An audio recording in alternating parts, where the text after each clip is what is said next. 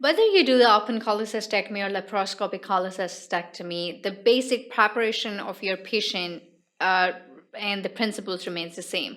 You have to prepare your patient, you have to order some baseline investigations, and you have to check for the cardiac and respiratory systems and the status of the patient, and you have to get the anesthesia fitness as well. These are some important prerequisites, and then you have to it's recommended if you do a MRCP or you do a good CT scan, not only for the diagnosis, but MRCP should be performed so that you should have a little bit idea about the status of the biliary channels and their dilatation, and if you need to perform a CBD exploration, or if you have to do the dichotomy along with the cholecystectomy, then the status of the biliary channels is very, very much important. So you need to counsel your patient, explain the procedure, and do the all baseline investigation. The coagulation profile is very, very much important. The hemoglobin level, to assess the hemoglobin level of the patient, is important because the patient can bleed intraoperatively. So you can actually prepare if the transfusion is being required preoperatively, do that, or if arrangement is required postoperatively, do that. Go for correct the coagulopathy if there is any derangement in the INR and the PT and PTTK, or you can transfuse with the platelets, or you can transfuse with the fresh frozen plasma. The principles still remain the same, and the preparation still remain the same, but there is just the only difference is like in laparoscopic,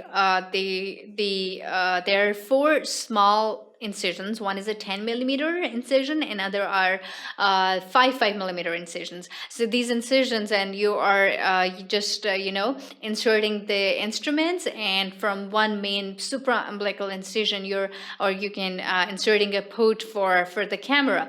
So once you are injecting a pneumoperitoneum is being created in a laparoscopic cholecystectomy, then you insert the camera, and then you can proceed, and again the callus triangle, and we'll be discussing in a couple of minutes. So the main process, or you can say the main principle, was that there was a stone in the gallbladder, and this is actually causing the symptoms, or the patient becomes symptomatic because of that. So what you need to do is you have to give the incision right here in an open cholecystectomy. 2 kind of incisions can be, or you can say 3 kind of incisions can be made. One is the upper midline incision, and the other is a right transverse incision or right subcostal incision. So if you are giving incision here, sub-xephisternum, then you can actually, this is called as a upper midline incision. And if you are doing this kind of incision, this is the right transverse incision, and this is the standard subcostal, right subcostal, which is called as a Cocker's incision.